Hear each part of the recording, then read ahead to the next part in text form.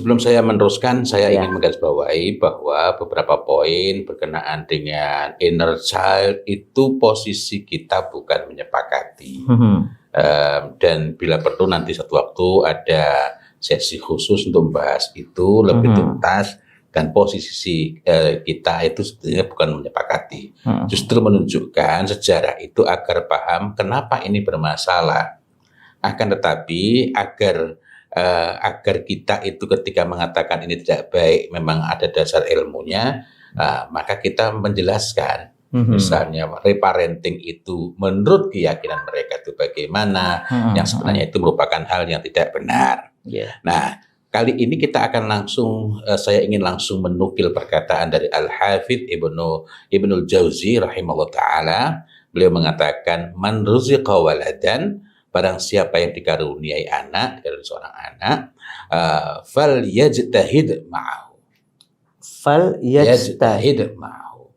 Hendaklah dia itu bekerja keras bersama anaknya, berupaya dengan sungguh-sungguh, berjuang sekeras-kerasnya dengan anaknya. Artinya hal besar, hal mendasar dalam proses untuk menyiapkan anak itu ialah usaha yang sungguh-sungguh bersama anak.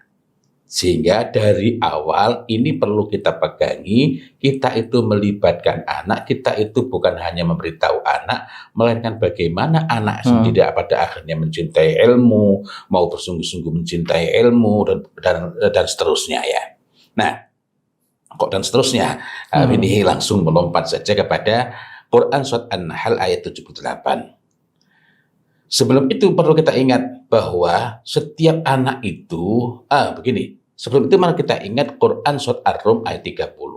Ini ngapalkannya enak, 30 ya. Fa'aqim wajhaka lid-dini hanifa. Maka hadapkanlah wajahmu kepada agama ini secara hanif.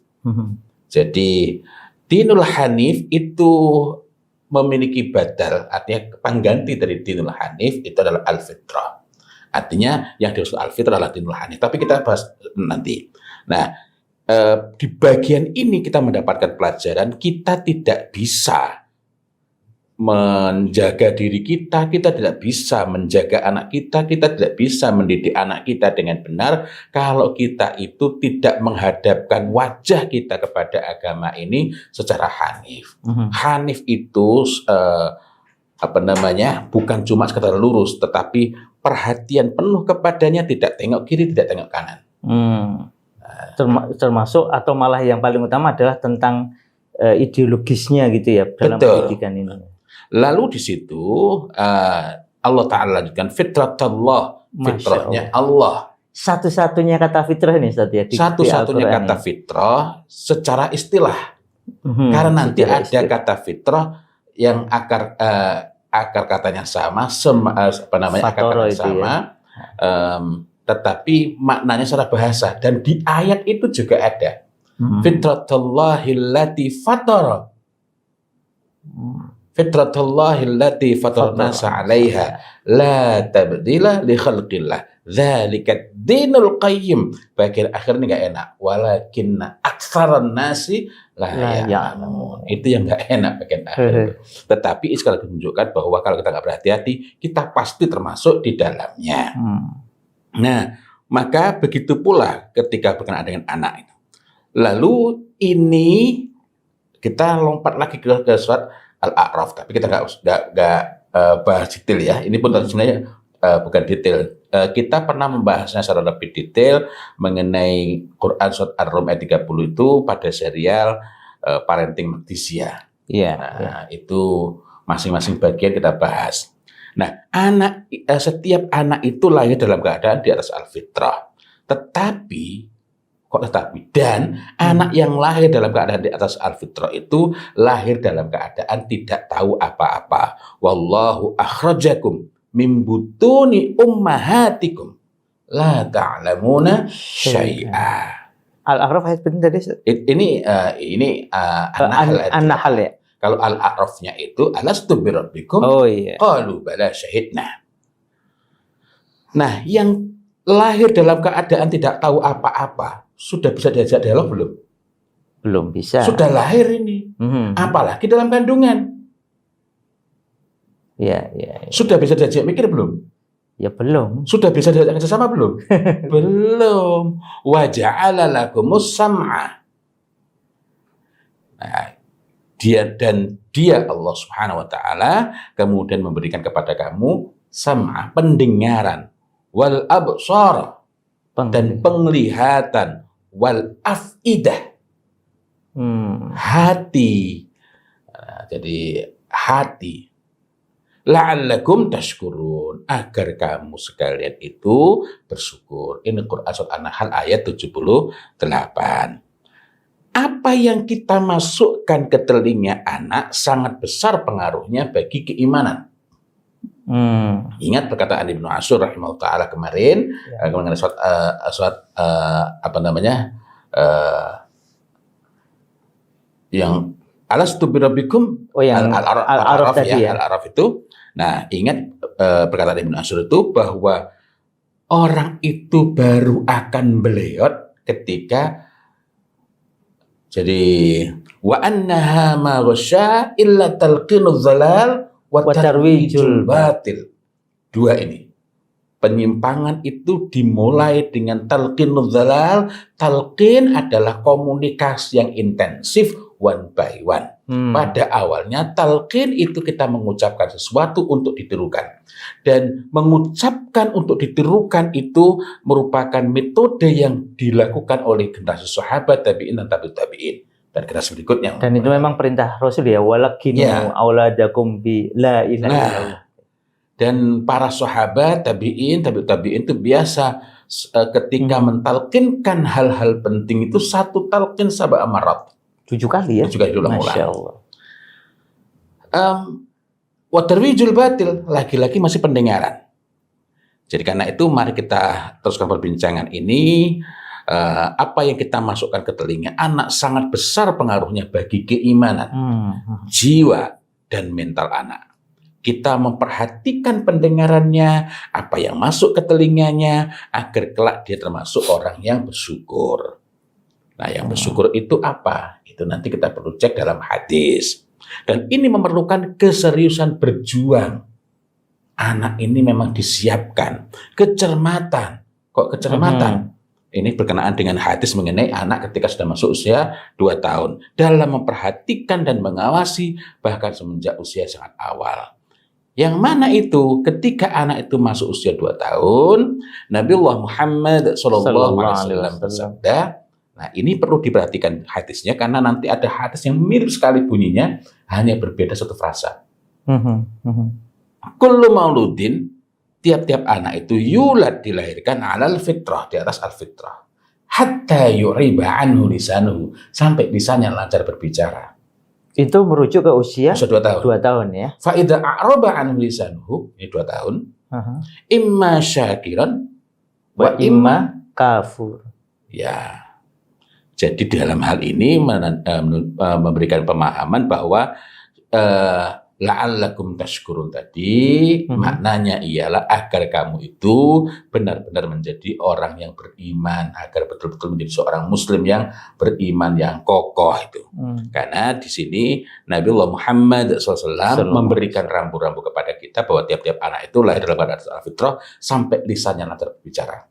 Apabila lisannya telah lancar berbicara, boleh jadi dia itu bersyukur, imma syakiran, maknanya adalah dia tetap di atas al-Islam, di atas tauhid ini, wa imma, dan boleh jadi sebaliknya, kafir, mulai menyimpang. Padahal umur 2 tahun, belum dihukumi dosa, tapi sudah menunjukkan dia tetap di atas fitrah atau mulai bengkok. Ya. Sehingga ketika mendapati anak umur 2 tahun kok mulai bengkok, saat itulah kita perlu melakukan islahul fitrah, memperbaiki keadaan anak sehingga dia kembali tegak di atas al-fitrah.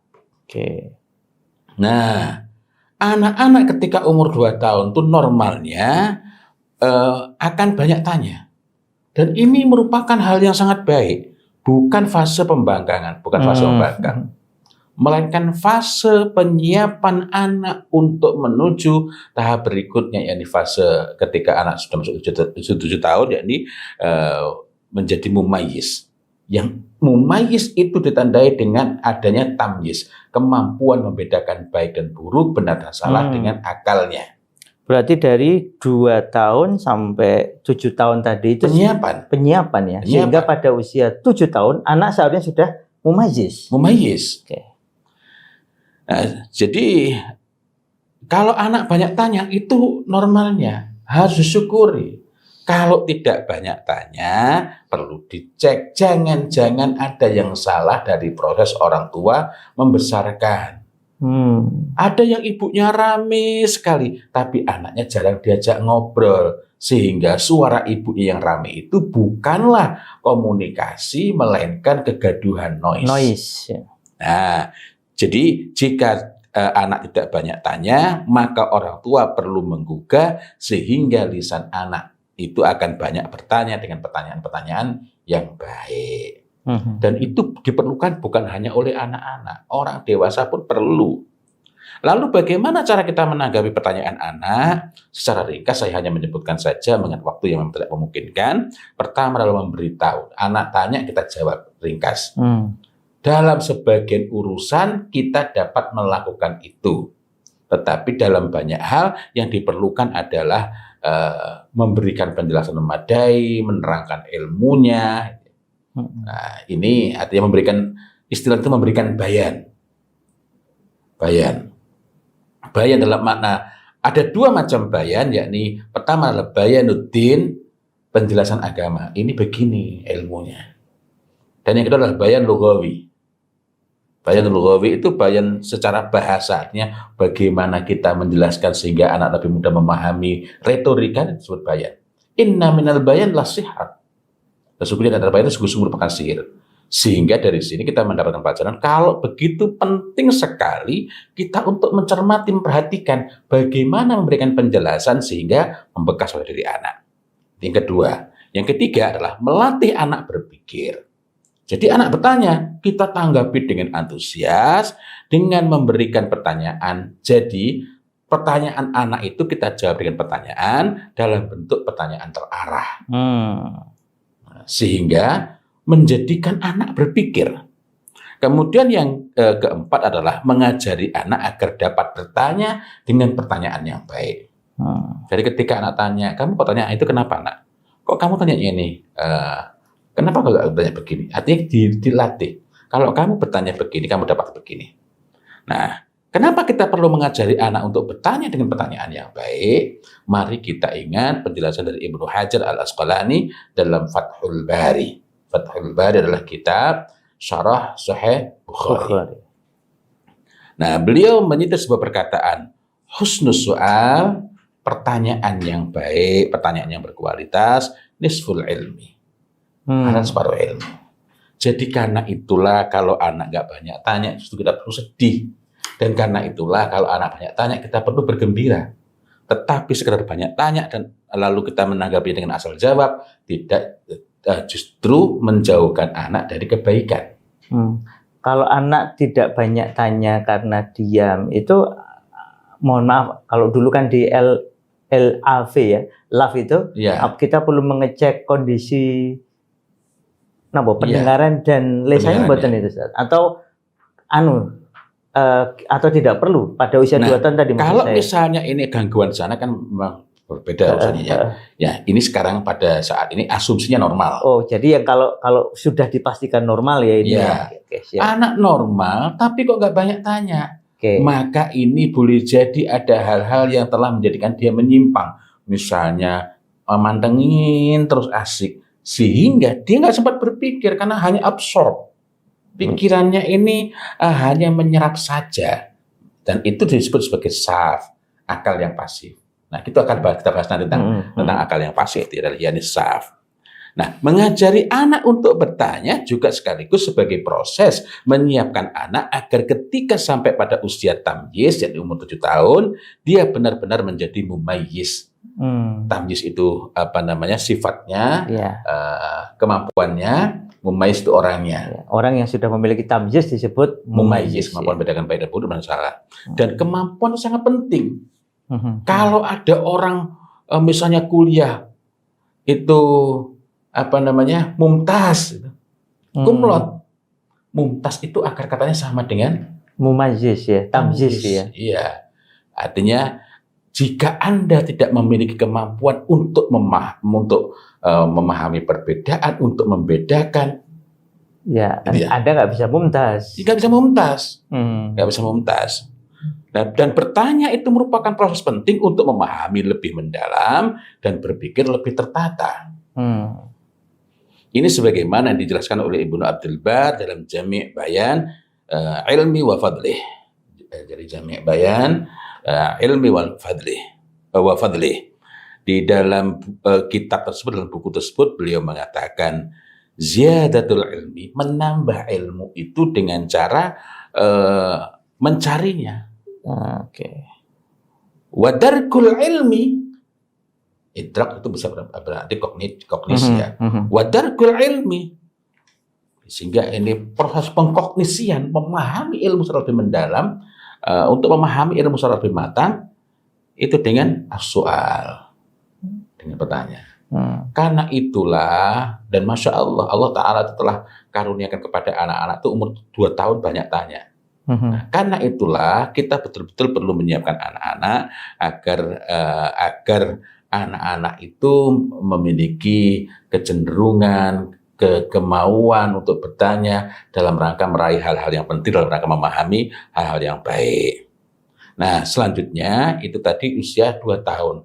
Ini perlu kita bimbing, perlu kita kokohkan sehingga anak itu memang banyak tanya dan terbiasa. Pada awalnya anak hanya banyak tanya, hanya soal wal jawab, kita memberi tanggapan, kita menanggapi dengan pertanyaan juga, melatihnya untuk bertanya, sehingga nanti pada akhirnya kita berharap antara orang tua dan anak, antara anak dengan anak yang lain itu bisa muncul, bisa berkembang muhawarah, diskusi dalam suasana hiwar, dalam suasana sering dimaknai sebagai debat ya. Tapi mau debat, mau diskusi, tapi suasana pokoknya adalah hiwar, ngobrol. Nah, di usia 5 tahun para ulama memberikan rekomendasi kepada kita untuk mulai mengajari anak menghafalkan ilmu, belum mendidikkan ilmu, menghafalkan ilmu. Anak-anak itu, maksudnya apa itu nggak terlalu dini, jadi bukan nyanyian, menghafalkan ilmu. Nah, apa nggak terlalu dini? Begini, anak-anak itu misalnya usia 4 tahun, 5 tahun tidak jarang di antara mereka nyanyi lagu-lagu yang bukan untuk anak kecil, yang tidak mendidik, yang menyelisih fitrah tadi merusak. Nah, mereka terbebani enggak, asik-asik saja. Jadi menghafalkan ilmu. Nah, tadi nasihat dari Al-Hafidz Ibnul Jauzi yang pertama kan tadi bahwa barang siapa yang diberi rezeki dikaruniai anak, maka hendaklah dia bekerja keras, berjuang keras bersamanya bersama anaknya. Lalu di bagian berikut yang tadi saya bacakan adalah faidza balagha khamsa sinin, dan apabila anak itu telah mencapai usia 5 tahun, maka hendaklah dia mengajarinya menghafalkan ilmu. Oke, ini berarti maksudnya menghafal Quran, hadis, atau qaul para ulama yang cocok dengan usianya gitu. Nah, itu nanti Al-Imam Ibnu Hazm rahimahullah ta'ala kemudian memberikan rincian. Jadi Masya Allah di usia 5 tahun itu, apa itu? Anak hendaklah disibukkan di al-maktab. Al-maktab merupakan sebutan lain dari kutab. Kemudian fayata'allamul Qur'an, mempelajari Al-Qur'an, wa ahaditsul akhbar, dan berita-berita yang ada dalam hadis. Oke. Wa hikayah, Al-Quran, hadis, hikayah ya. Ya, jadi Kisah-kisah ya. Ya, sebenarnya kalau di sini kan disebutkan wahikayatil abrar. Oke. Wa ahwalahum.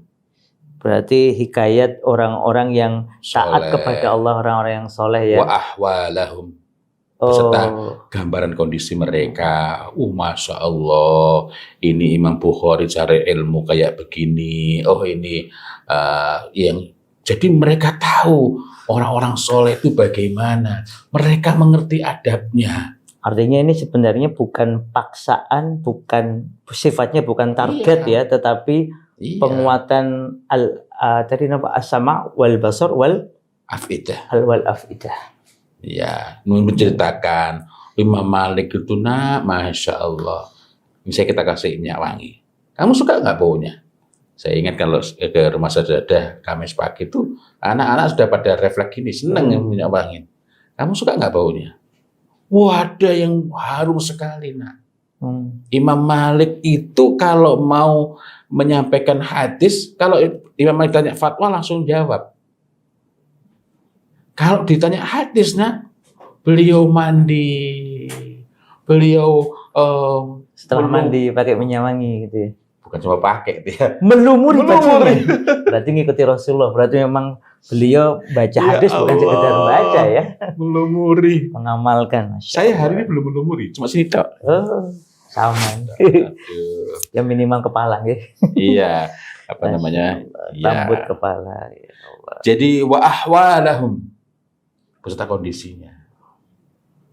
Sehingga mempunyai gambaran. Nah, kemudian menanamkan dalam dirinya kecintaan kepada siapa? Kepada siapa? Kepada orang-orang soleh. Jadi menanamkan lian gharisa fi nafsihi hubbus solihin. Mencintai orang-orang soleh. Kalau kita ini bukan bagiannya, hendaklah kita ini jadi bagian orang-orang yang mencintai orang-orang yang soleh. Sehingga dengan itu anak menghargai, anak menumbuh kecintaannya kepada ilmu, kepada orang soleh dan lain-lain. Ya.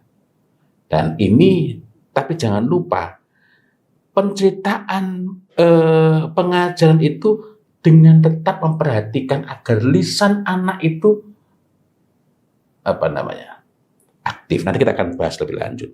Kemudian di usia 7 tahun, maka tadi saya sampaikan, perhatikan hadis karena berbeda sekali. Apa itu? Di usia 7 tahun, Nabi Allah Muhammad SAW bersabda, kullu mauludin yuladu alal fitrah hatta yuriba anhu lisanuhu. Sampai sini masih sama.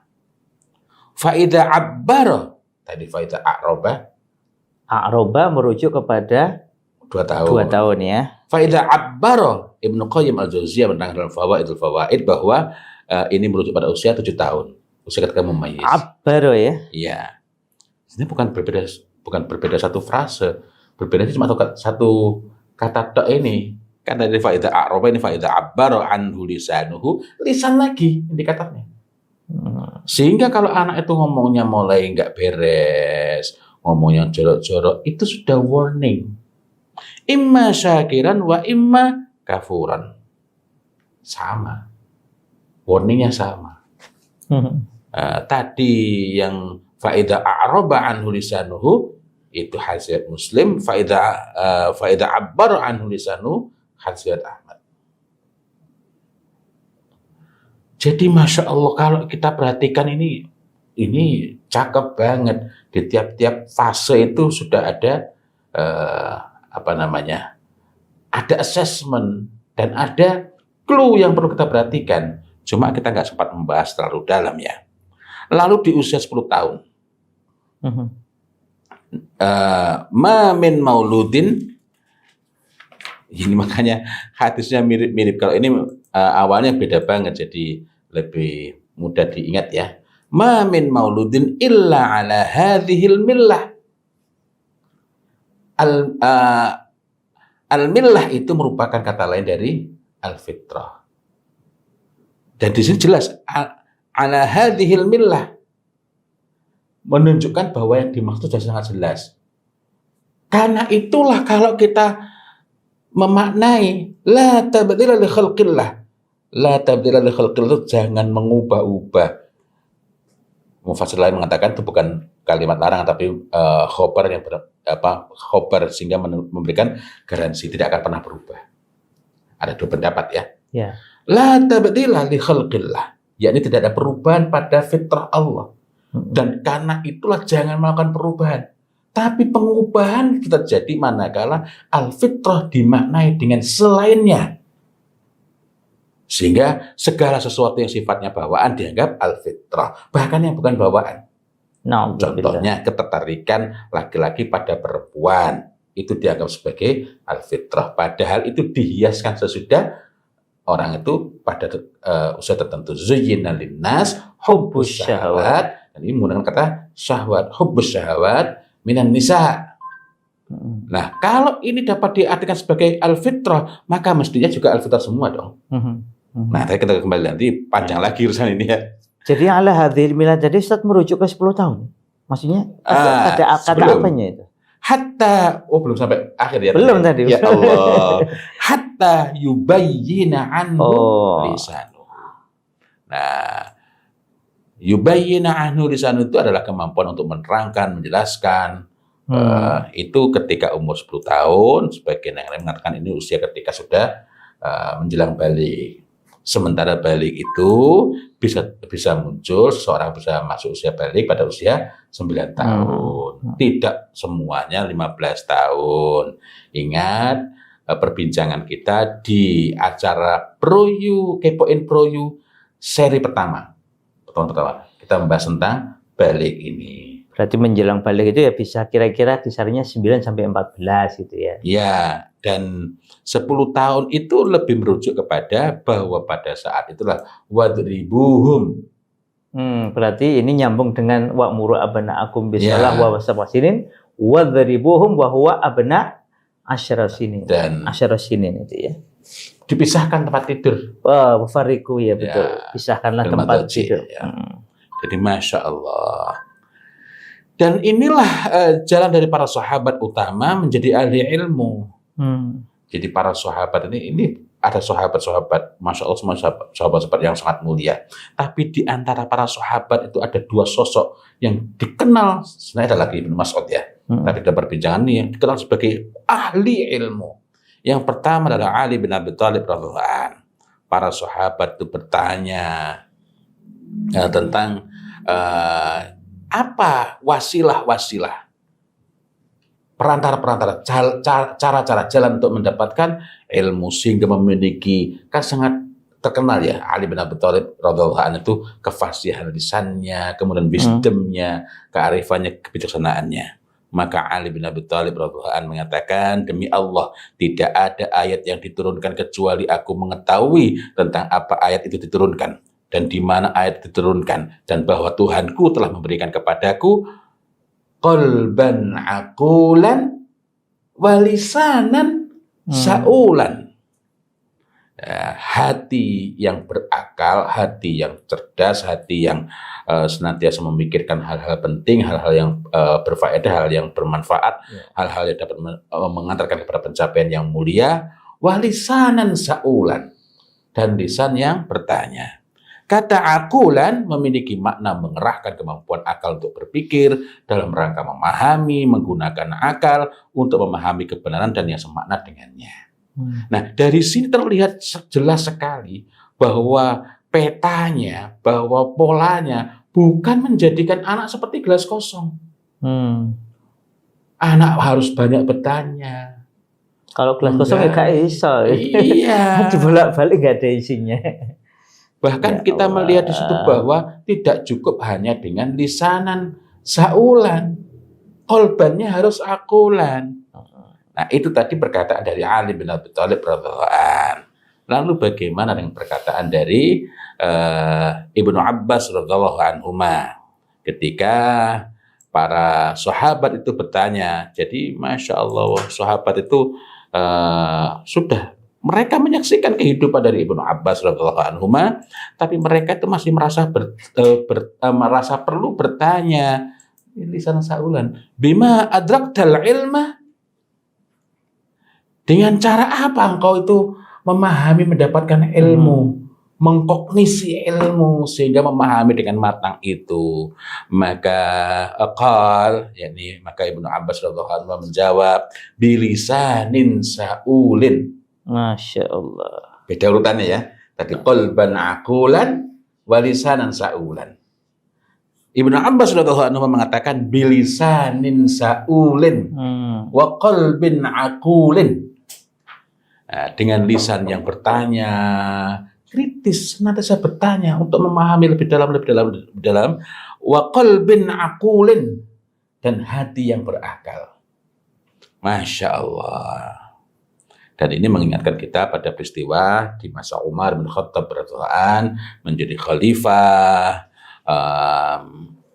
Ini berkumpul dengan orang-orang yang tua-tua. Para veteran perang Badar ya, nggak main-main ya. Wah, betul ini. Ini kalau ceritakan sudah menarik sekali. Tapi tadi sudah ada komitmen sebelum jam 9 ya. Nah, itu kan mengundang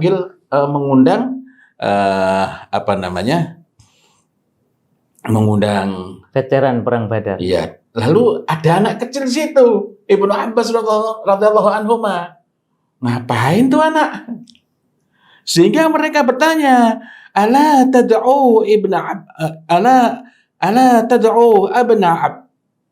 Oh, saya tidak melompat.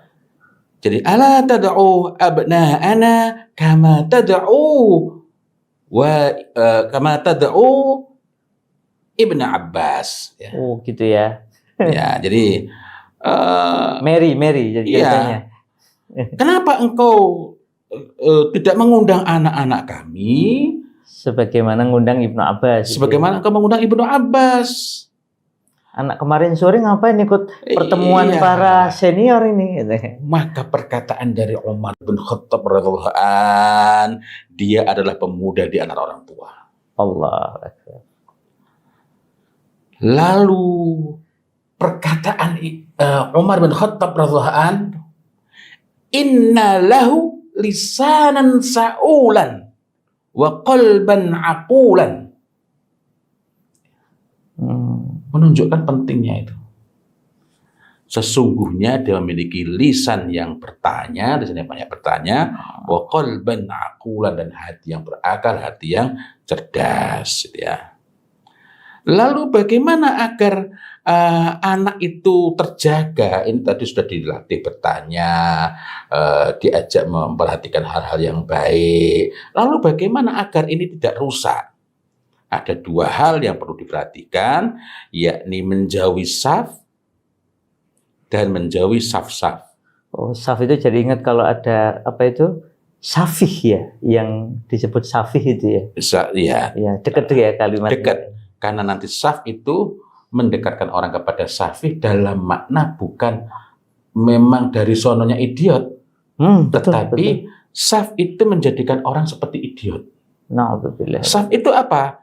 Seringkali dimaknai sebagai akal yang pasif, keadaan akal yang hanya mendapatkan limpahan saja, berarti gelasnya kosong. Terima saja. Itu disebut sebagai saf. Gelasnya kosong, akalnya pasif, sehingga kalau datang kepadanya sesuatu itu kalau datang kepadanya sesuatu itu ya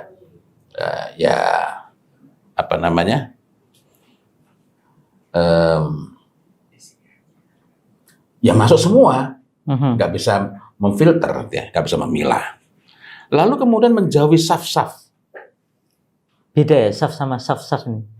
Mirip, tapi ya? Beda jauh. Iya. Tapi sebenarnya yang saf-saf itu kan kita berapa kali Ustaz menyebut itu tentang banyak sekali hadis-hadis yang ujungnya bedanya saf-saf. sama apa? Al-ma'ali wal makarim, ya. Itu kita menjumpai di banyak tempat itu ya. Innallaha azza wa jalla karim, dan seterusnya. Nanti jadi balik ke sana itu. Masya Allah. Balik ke sana lagi. Nah, jadi saf-saf itu apa? Saf-saf itu makna asalnya adalah tepung yang diterbangkan oleh angin kecil sehingga tidak masuk ke tempat penampungan ayaan ketika orang mau bikin kue gitu ya. Atau debu yang menempel di alas kaki saat kita sedang berjalan.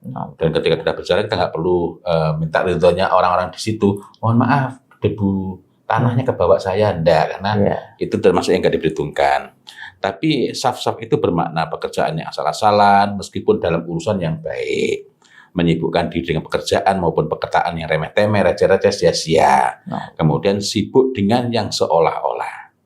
Nah, jika ini kita dapat perhatikan, maka insya Allah akan lebih mudah untuk mengantarkan anak agar mereka menjadi orang-orang yang bersyukur, dalam arti mereka itu orang yang tetap di atas iman. Nah, penutup dari perbincangan kita, marilah kita ingat larangan dari Allah Subhanahu wa taala dalam Quran surat Al-Isra ayat 36. Oke. Nah, wala taqfu ma laysa laka bihi ilm. Nah, masya Allah. Inna sam'a wal basra wal fuada kullu ulaika kana anhu mas'ula. Ini disebut sama. Ini disebut sama. Inna sam'a wal basara, tadi menggunakan wal absara, wal basara wal fuada. Tapi bagian pentingnya apa di sini?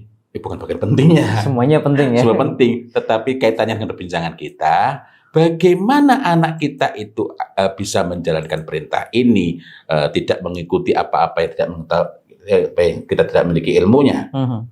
Kalau anak itu gelasnya kosong, lisannya nggak banyak bertanya, hatinya tidak berakal, ilmu tidak punya. Na'udzubillah. Jadi agar bisa menjadi Muslim yang baik, yang mereka nanti akan diminta pertanggungjawaban, maka hal pentingnya ialah jangan engkau mengikuti sesuatu yang tidak engkau ketahui. Sehingga kalau di dalam satu majelis kosongkan, itu berarti hal yang tidak patut. Nanti larangannya kita juga dilarang untuk ima'ah, ikut-ikutan. Tapi bekal terpenting agar anak memiliki itu sehingga menjadi otomatis ini akan ada ialah dengan mendidik mereka sehingga lisanan saulan wa qalban akulan, atau kalau dibalik dari qalban akulan wa lisanan saulan. Dan menarik itu ketika dibahas mengenai ini. Yang pertama, qalban akulan wa lisanan saulan, bahwa kalau hati itu hidup, hati itu berakal, maka lisan ini juga akan banyak bertanya. Jadi ingat hadisnya Rasul itu, Ustaz ya. Sesungguhnya di dalam badan itu ada segumpal daging, segumpal darah ya. Jika segumpal darah itu baik seluruhnya. Kalau segumpal darah itu rusak, fasadat, maka fasadat jasadu kullu. Ala wahyal qalbu. Berarti ini qalbu yang akulan itu adalah yang kulban yang akulan. Kalau yang marit itu berarti kolban yang tadi apa? Yang saf tadi ya, yang Allah. Jadi di sini menandakan penting sekali untuk memperhatikan hal tersebut. Wallahu a'lam bishawab.